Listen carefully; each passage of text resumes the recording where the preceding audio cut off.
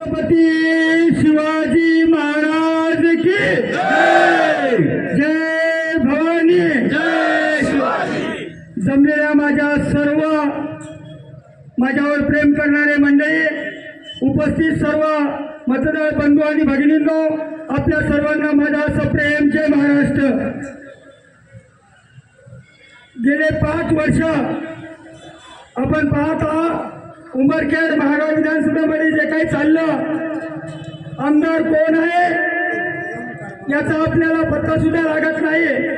कारण गेली 20 वर्ष तुमच्यामध्ये एक कार्यकर्ता म्हणून, आपला लोकप्रतिनिधी म्हणून गेले 20 वर्ष आपल्यामध्ये काम करत आहोत। या ठिकाणी 2009ला मी पराभूत झालो, परंतु हिंमत खचवलेली नाही। 2014ला आपण सर्व लोकांनी 50,000च्या मताधिक्याने मला निवडून दिला आणि या उमरखेड महागाव विधानसभेचं प्रतिनिधित्व करण्याचं भाग्य मला लाभलं।